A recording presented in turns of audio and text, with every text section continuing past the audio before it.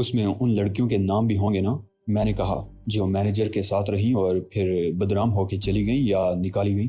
سب ہے جناب، نام، پتہ، تقرری کی تاریخ، دفتر چھوڑنے کی تاریخ اور اسباب، استعفے، برطرفی یا انتقال وغیرہ، یہاں تک کہ تاریخ پیدائش اور ولدیت بھی ہے۔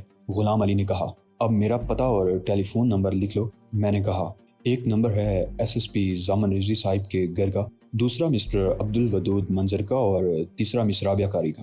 یہ دونوں ہائی کورٹ اور سپریم کورٹ کے ایڈوکیٹ ہیں اور میرے مقدمات کے وکیل ہی نہیں، میرے کلاس فیلوز اور دوست بھی ہیں۔ واہ سکندر صاحب، اتنے بڑے بڑے لوگ آپ کے ساتھ ہیں، آپ کا کوئی کیا بگاڑ سکتا ہے؟ اس نے جیب سے ایک پرس نکالا، اس میں سے ایک خستہ حال ٹیلی فون نمبر بک برآمد کی اور بہت سے نمبروں کی قطار کے آخر میں میرا نام اور میرے دیے ہوئے نمبر لکھ لیے۔ پھر اس نے ایک پرزے پر اپنا نام پتہ لکھ کے میرے حوالے کیا۔ میں تو غریب آدمی ہوں جناب، گھر پر کوئی فون نہیں، لیکن میں نے جو فون نمبر لکھا ہے وہ میرے قریب کے ایک کیمسٹ کا ہے۔ یہ میرے بھائی کی دکان ہے۔ میں نے پرزے کو دیکھا، اس پر انعام کیمسٹ کا فون لکھا ہوا تھا جو کرشن نگر میں سوری بلڈنگ کے پاس تھا، وہیں غلام کا مکان بھی تھا۔ میں نے پرزے کو احتیاط سے جیب میں رکھ لیا۔ پھر مجھے ایک اور بات یاد آئی، غلام علی، یہ کمپنی اب کس قسم کی مشینیں اور آلات بنا رہی ہے؟ میں نے کہا، فیکٹری کہاں ہے؟ فیکٹری تو بند ہوگی۔ فیکٹری کیوں بند ہوگی جناب؟ غلام علی نے کہا، اس کے مالک تو فوت نہیں ہوئے ہیں۔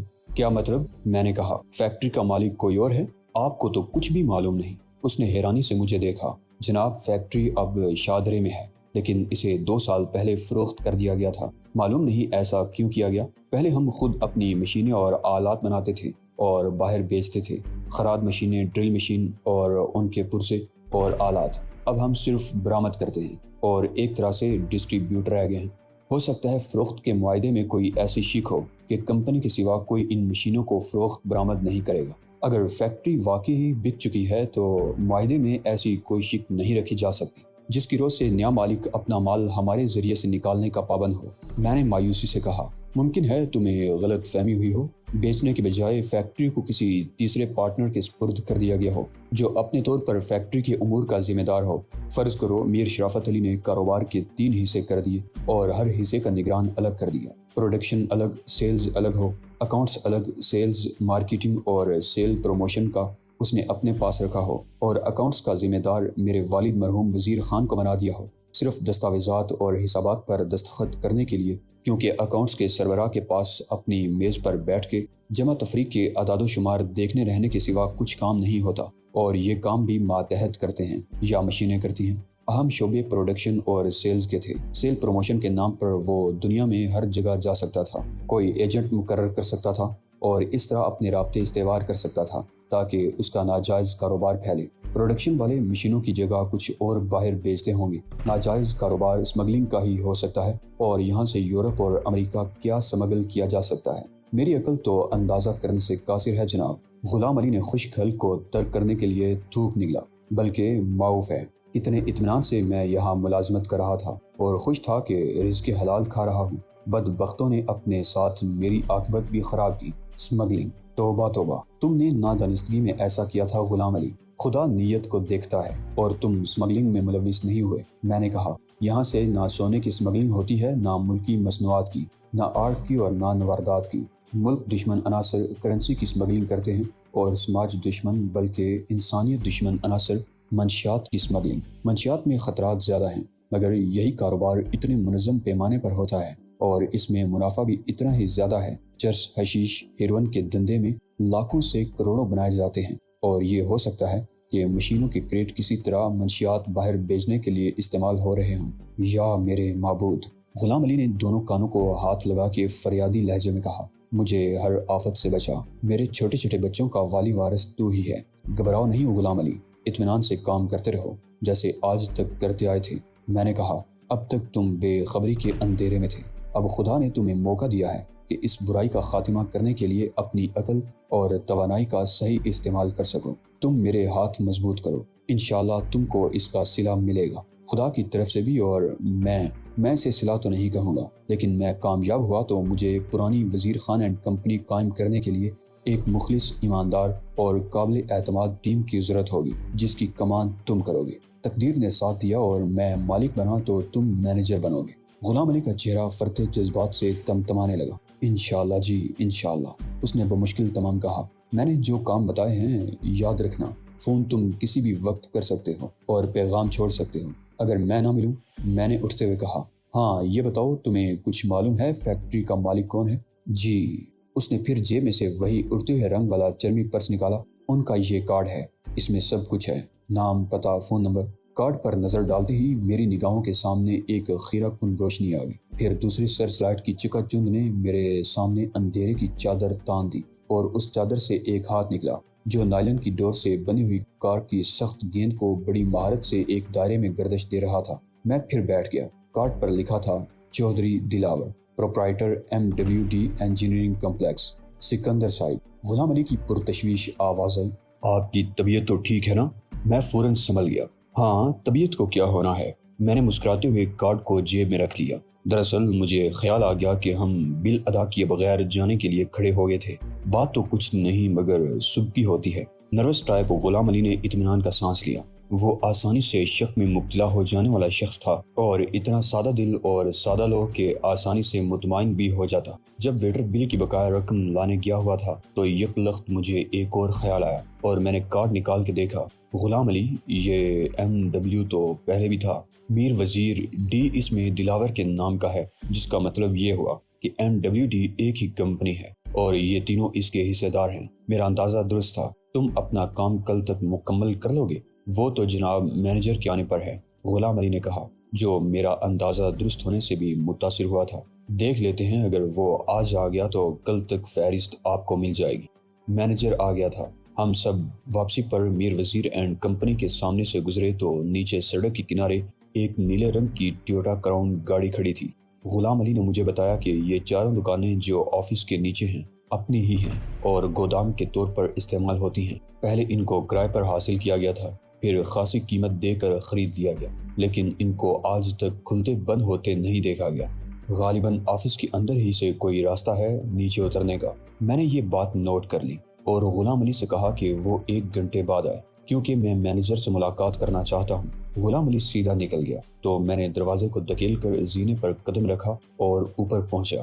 زینے کے دائیں بائیں 2 دروازے تھے، دونوں ایک جیسی پالش کی ہوئی پلائی ووڈ کے بنے ہوئے تھے۔ دونوں میں اوپر صرف 1 فٹ چوڑا شیشے کا فریم تھا۔ بائیں جانب کے شیشے پر سرخ رنگ سے لکھا ہوا تھا آفس اور دائیں طرف والے دروازے پر ڈائریکٹرز۔ میں نے ڈائریکٹر کے کمرے کا دروازہ دھکیلا اور اندر سے بند پا کے دستک دی۔ 2 منٹ بعد ایک لڑکی نے دروازہ کھول کے مجھے حیرانی اور خفگی سے دیکھا۔ وہ کوئی اینگلو انڈین تھی یا گوا کی رہنے والی، اسکرٹ پہنے ہوئے 22-24 سال کی، سانولی سی اور بڑے بڑے بدن والی، جس کے لیے لباس بدن کی نمائش کا ذریعہ تھا۔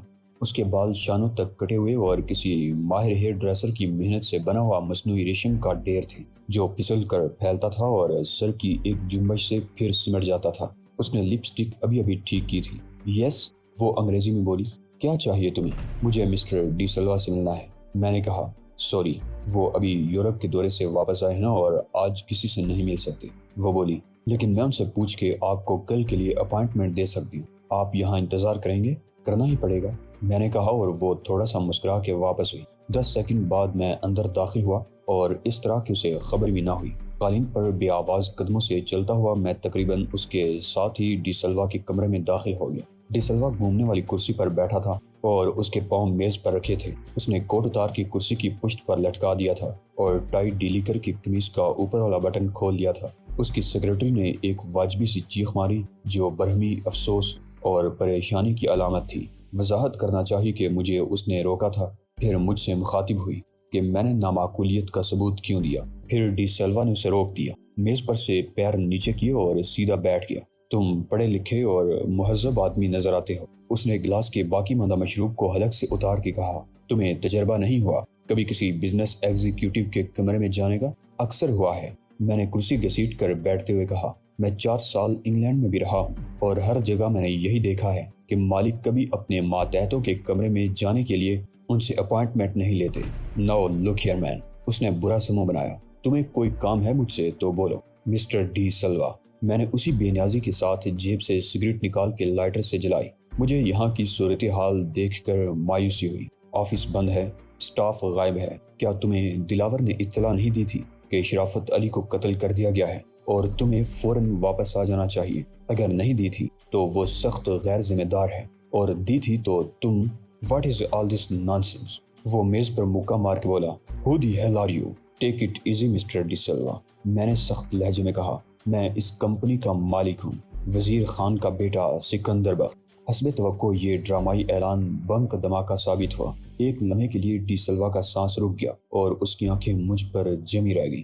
اس کی سیکرٹری کا رنگ اڑ گیا۔ اس نے فوراً مراجعت اختیار کی اور نکلتے ہوئے دروازہ بند کر گئی۔ ایئر کنڈیشنر ابھی بھی چلایا گیا تھا، چنانچہ کئی دن بند رہنے والے آفس میں محبوس ہوا کا اثر باقی تھا۔ تمہیں یقین نہیں آ رہا ہے کیا؟ میں نے نیم سنجیدہ لہجے میں کہا۔ ڈی سلوا ہوشیار اور ذہین آدمی تھا۔ اس نے فوراً خود کو سنبھال لیا اور مسکرایا، نہیں، یقین نہ کرنے کی کوئی وجہ نہیں مسٹر سکندر۔ اس نے قطعی بدلے ہوئے لہجے میں کہا اور ہاتھ بڑھایا۔ Welcome to Pakistan. وہ بڑا اچھا اداکار بھی تھا۔ اوہ نو، میں نے ہاتھ ملا کے کہا، کاش میں پاکستان نہ آیا ہوتا۔ میر شرافت علی کا قتل، مجھے اس کا بہت افسوس ہے۔ وہ ہاتھ ملا کے بولا، جب ہمبرگ میں مجھے دلاور کا کیبل ملا کہ اس کو کسی نے قتل کر دیا ہے تو مجھے بالکل یقین نہیں آیا۔ اس کا تو کوئی دشمن نہیں تھا۔ ویری نائس مین، پرفیکٹ جینٹل مین، مگر میں فوراً واپس نہیں آ سکتا تھا۔ میں نے غور سے اس کی صورت دیکھی۔ کیا تمہیں معلوم نہیں کہ اس کے قتل کا الزام مجھ پر ہے؟ ڈی سلوا اچھل پڑا۔ آپ پر؟ اوہ نو۔ اس نے سینے پر انگلی سے سلیپ کا نشان بنایا، لیکن اداکاری اچھی ہونے کے باوجود میں سمجھ گیا کہ وہ جانتے بوجھتے انجان بن رہا ہے۔ یہ کیسے ہو سکتا ہے؟ آپ تو لندن میں تھے۔ ہاں، وہ پرانی بات ہے۔ تازہ ترین بات یہ ہے کہ پولیس نے قتل کا الزام مجھ پر عائد کیا تھا اور مجھے گرفتار کر لیا تھا، لیکن میں ضمانت پر رہا کر دیا گیا اور اب مقدمہ چلے گا۔ میں نے سپاٹ لہجے میں کہا، لیکن اسے یہ حقیقت نہیں بدلتی کہ میں اس کمپنی کا مالک ہوں۔ آف کورس، وہ بولا، لیکن مسٹر سکندر، آپ میری قانونی مجبوریوں کو درگزر کریں گے۔ اگر آپ نے قانونی کارروائی کے بعد عدالت سے وراثت کا سرٹیفکیٹ حاصل کر لیا ہے تو میں آپ کو مالک تسلیم کرتے ہوئے آپ کا ہر حکم ماننے کا پابند ہوں۔ آپ وہ سرٹیفکیٹ مجھے دکھا دیجیے۔ اس کی عدم موجودگی میں اگر میں آپ کو اس دفتر کی حدود میں قدم رکھنے سے بھی روکنا چاہوں تو اس کا مجاز ہو۔ آف کورس، میں نے اسی کے لہجے میں کہا، میں خود کوئی غیر قانونی کام پسند نہیں کرتا اور اس فرض شناسی کے مظاہرے کا بالکل برا نہیں مانوں گا۔ ویسے تمہاری اطلاع کے لیے وراثت کے سرٹیفکیٹ کے لیے کیس فائل کر دیا گیا ہے۔ اس میں وقت تو لگے گا مگر زیادہ نہیں۔ بہت سینئر ایڈوکیٹ میری پیروی کر رہے ہیں۔ وہ سب ٹھیک ہے، ڈی سلوا نے کہا، آپ کے حق کی ملکیت کو کوئی چیلنج نہیں کر رہا ہے، لیکن وہ مرڈر چارج بہت سیریس ہے اور کون کہہ سکتا ہے کہ فیصلہ کیا ہوگا۔ میری خواہش ہوگی کہ آپ باعزت طور پر بری ہو جائیں، مگر یہ قانونی معاملہ ہے، کوئی بات قبل از وقت آپ بھی نہیں کہہ سکتے۔ ہاں، پھانسی ہو گئی تو اور بات ہے، میں نے کہا، لیکن عمر قید کی صورت میں بھی مالک میں رہوں گا۔ تاہم میں کسی الجھن یا قانونی چکر میں نہیں پڑنا چاہتا۔ اس نے اپنی بات جاری رکھی، آج تو آپ سیدھے اندر آ گئے، لیکن اگلی مرتبہ یہ خیال رکھیے کہ وراثت کا سرٹیفکیٹ ہاتھ میں ہونا چاہیے، ورنہ آپ کو ٹریس پاس کرنے کے جرم میں پولیس کے حوالے کر دیا جائے گا۔ ایک موقع کیوں دے رہے ہو؟ میں نے کہا، اسی وقت کوشش کیوں نہیں کرتے؟ وہ کچھ دیر میری طرف دیکھتا رہا، پھر اس نے جھک کر کھلی دراز میں سے کوئی چیز اٹھائی۔ جب اس کا ہاتھ سامنے آیا تو اس میں ایک ریوالور تھا۔ اس نے ریوالور کو میز پر رکھ دیا۔ ناؤ پلیز گیٹ آؤٹ، وہ بولا، جیسی تمہاری مرضی۔ میں نے دونوں ہاتھ پھیلا کے اٹھتے ہوئے کہا، یو آر دی باس۔ میرا لہجہ اتنا نارمل اور شریفانہ تھا کہ میں نے اچانک میز الٹی تو وہ سنبھل نہ سکا۔ ریوالور پھسل کر نیچے گرا اور میز کا کونا لگنے سے وہ کرسی سمیت پیچھے گیا، مگر کرسی کے گھوم جانے سے گرا نہیں۔ میز پھر سیدھی ہو گئی، مگر اس پر رکھا ہوا تمام سامان ٹیلی فون سمیت نیچے گیا تو آوازوں کا ملا جلا شور بلند ہوا۔ ڈی سلوا نے چیخ مار کر کہا، یو باسٹرڈ، لیکن اس سے زیادہ وہ کچھ نہ کر سکا۔ میں میز کے گرد گھوم کر اس کے مقابل جا کھڑا ہوا تھا اور اس نے جھک کر پھر ریوالور اٹھانا چاہا تو میں نے اپنا پاؤں اس کے ہاتھ پر رکھ دیا۔ اس کا دوسرا ہاتھ اوپر اٹھ گیا تھا۔ میں نے اس ہاتھ کو پکڑ کے جھٹکا دیا تو وہ الٹ کر کرسی کے پیچھے جا گرا۔ اسی وقت دروازہ دھماکے سے کھلا اور اس کی سیکرٹری بدحواسی کے عالم میں اندر داخل ہوئی۔ ڈی سلوا نے اٹھنے میں بڑی پھرتی دکھائی اور اٹھتے ہوئے میرے پیٹ میں مکہ مارا، جو کسی پیشہ ور باکسر کا مکہ تھا، اور کسی عام آدمی کے پیٹ پر پڑتا تو وہ وہیں ڈیر ہو جاتا، لیکن میں بر وقت یہ وار سہنے کے لیے تیار ہو گیا تھا۔ مجھے بدستور اپنے قدموں پر کھڑا دیکھ کے ڈی سلوا حیران ہوا۔ اسی وقت میں نے اپنے دائیں ہاتھ کی کھڑی ہتھیلی سے اس کے شانے پر وار کیا۔ وہ کراہا اور اس کا دایاں آدھا جسم درد کی شدت سے مفلوج ہو گیا۔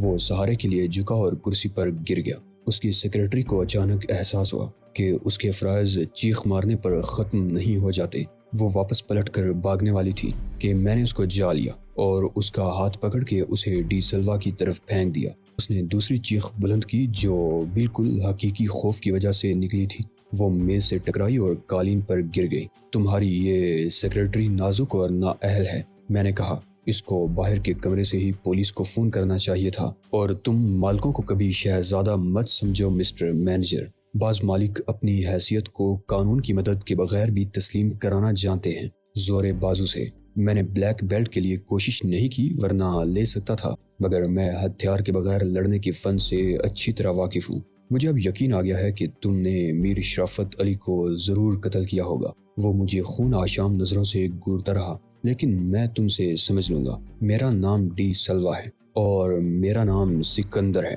الیگزینڈر دی گریٹ کے نام پر۔ میں نے ریوالور اٹھاتے ہوئے کہا، تم اگر اس یقین کی بنیاد پر عدالت میں میرے خلاف بیان دینے کے لیے آنا چاہو تو ضرور آنا۔ تمہاری یہ سیکرٹری 10 منٹ میں اٹھ کھڑی ہوگی، اس وقت تک تم بھی ہلنے جلنے کے قابل ہو جاؤ گے۔ چاہو تو پولیس کو فون کر دینا۔ تمہارے لیے کچھ ثابت کرنا ذرا مشکل ہوگا، کیونکہ اس وقت میں دوسری جگہ ہوں جہاں میری موجودگی کے گواہ وکیل اور ڈاکٹر قسم کے معتبر لوگ ہیں۔ میں نے ریوالور کو خالی کر کے گولیاں جیب میں ڈالی، ریوالور کو رومال سے صاف کیا اور ڈی سلوا کی طرف پھینک دیا۔ 32 کی یہ گولیاں ہمارے کام آ سکتی تھی، مگر اس وقت میں نے ان کو مٹھی میں یوں رکھا جیسے میرا ارادہ باہر جا کے ان کو پھینک دینے کا ہے۔ اس کے بعد میں اطمینان سے نیچے اتر گیا۔ مال روڈ چند قدم کے فاصلے پر تھی اور ریگل کے بس اسٹاپ پر مجھے رکشہ مل گیا، جس نے 11 بجے مجھے میو ہسپتال پہنچا دیا۔ ہسپتال کے اندر پھرنے والے ایک بچے سے میں نے 2 اردو کے اور 1 انگریزی کا اخبار خریدا اور امراض قلب کے وارڈ میں پہنچا تو مجھے محسن اور رابعہ برآمدے میں کھڑے دکھائی دیے۔ ابھی تک تو سب خیریت ہے، رابعہ نے میرے پوچھنے پر کہا۔ ڈاکٹر 24 گھنٹے پورے ہونے سے قبل کوئی بات یقین کے ساتھ بتانے کے لیے تیار نہیں، اور نہ ایک نظر دیکھنے کی اجازت دینے کے لیے۔ میرا خیال ہے تم گھر جاؤ، کچھ دیر آرام کر لو، میں نے کہا۔ رات بھر جاگتی رہی ہو، شام کو آ جانا۔ جاگتے تو تم بھی رہے ہو، وہ بولی، لیکن میرے اور محسن کے اصرار پر وہ جانے کے لیے تیار ہوگی۔ میں نے کہا کہ ہم ابھی تو یہاں موجود ہیں، اور اگر گئے بھی تو ایک ساتھ نہیں جائیں گے، یا وقفے سے چکر لگاتے رہیں گے۔ اس کے جانے کے بعد محسن اور میں برآمدے کے سامنے مختصر سے پارک میں لگی ہوئی بینچ پر جا بیٹھے، جس کے اوپر ایک درخت چھتری کی طرح پھیلا ہوا تھا۔ اخبار دینے کے بجائے میں نے اسے ڈی سلوا سے اپنی مخبر اور غلام علی سے حاصل ہونے والی معلومات کے بارے میں بتایا۔ مجھے پہلے شک تھا، اب یقین ہے کہ مینیجر اسی گروپ کا ایک اہم رکن ہے۔ میں نے کہا، اگر شرافت علی اور دلاور مل کے یہاں کے معاملات کو سنبھالتے تھے تو ڈی سلوا آگے لائن ملاتا تھا اور کلیئر رکھتا تھا۔ وہ یورپ کا دورہ کر کے لوٹا ہے، جو ظاہر ہے اپنے ناجائز کاروبار کے فروغ کے لیے ہوگا۔ اس نے یہ ظاہر کرنے کی کوشش کی تھی کہ اسے میرے بارے میں کچھ معلوم نہیں، مگر یار، جب وہ تسلیم کرتا ہے کہ اسے دلاور کا کیبل ہمبرگ میں ملا تھا جس میں قتل کی اطلاع دی گئی تھی، تو کیا یہ ہو سکتا ہے کہ واپس آ کے وہ دلاور سے نہ ملے، تفصیلات نہ پوچھے اور اطمینان سے اپنے پرائیویٹ آفس میں شراب و شباب سے شغل فرمانے لگے؟ مجھے ڈی سلوا بھی دلاور سے کم خطرناک نہیں لگتا۔ فرق صرف یہ ہے کہ ڈی سلوا نوجوان اور جوشیلا ہے، دلاور ٹھنڈے دل و دماغ کا آدمی ہے۔ اگر اس نے فون کر کے دلاور کو بتایا کہ سکندر سے مار پیٹ ہو گئی ہے تو دلاور اسے ہی قصوروار ٹھہرائے گا کہ مشتعل ہونے کی کیا ضرورت تھی، اور وہ معاملے کو آگے نہیں جانے دے گا۔ ڈی سلوا سے ملنے کا مقصد تو صرف یہ تھا کہ غلام علی نے جو کچھ بتایا ہے اس کی تصدیق ہو جائے۔ ہاں، یہ بھی تو ہو سکتا تھا کہ وہ جھوٹا آدمی ثابت ہوتا، محسن نے کہا، مگر غلام علی سے ملنا بہت اچھا رہا۔ میں نے یہاں سے فون پر بات کی تھی۔ منظر صاحب نے بتایا ہے کہ پوسٹ مارٹم کے لیے کیس فائل کر دیا گیا ہے اور 1-2 دن میں سماعت ہوگی، گواہ تیار رہیں۔ ویسے سکندر، نہ جانے کیوں یہ مجھے ٹھیک نہیں لگتا۔ ایک اندیشہ ہے کہ پوسٹ مارٹم سے کچھ ثابت نہیں ہوگا، اور فرض کرو ہو بھی تو قتل کا شبہ کس پر ظاہر کیا جائے گا؟ میر شرافت علی تو خود مر گیا، دلاور یا ڈی سلوا وغیرہ کو براہ راست ملوث نہیں کیا جا سکتا، ان کے خلاف ہمارے پاس کوئی شہادت نہیں۔ رابعہ بھی زیادہ پر امید نہیں۔ مسئلے کے 2 پہلو ہیں محسن، میں نے کہا، ایک یہ کہ متوفی وزیر خان کی موت طبی اسباب کا نتیجہ تھی یا نہیں، اور دوسرا یہ کہ موت طبی نہیں تھی تو قاتل کون ہے؟ دوسرے سوال کا جواب اتنا اہم نہیں جتنا ایک سازش کے وجود کو ثابت کرنے کے لیے میرے والد کی موت کا قتل ثابت ہونا۔ اس سے میرے کیس کو تقویت حاصل ہوتی ہے۔ یہ تو ثابت ہو ہی جائے گا کہ ایک لکھ پتی کیسی غربت میں مرا اور کس طرح مالک کے پرانے نمک خاروں کو اندھیرے میں رکھا گیا۔ اس کا ذمہ دار کوئی تو تھا۔ ہاں، اور جب یہ طے ہو جائے گا کہ میر شافت علی تھا تو یہی تیرے خلاف انتقامی کارروائی کے الزام کا ناقابل تردید ثبوت بھی بن جائے گا۔ تو یہ سوچ کہ جس بیٹے کو اچانک معلوم ہو کہ ایک شخص نے بلیک میل کر کے اس کے بوڑھے باپ کو لکھ پتی سے فقیر کر دیا، ذلت و رسوائی کی اس حد تک پہنچایا اور پھر قتل کرا دیا، اس کا رد عمل کیا ہوگا؟ ناظرین، اس سے آگے کیا کیا واقعات پیش آئے جاننے کے لیے اگلی قسط ملاحظہ فرمائیے۔ ایمان افروز اور سنسنی خیز کارنامے سننے کے لیے ہمارے چینل کی پلے لسٹ وزٹ کیجیے، ساتھ ہی چینل کو سبسکرائب کر لیجیے۔ شکریہ۔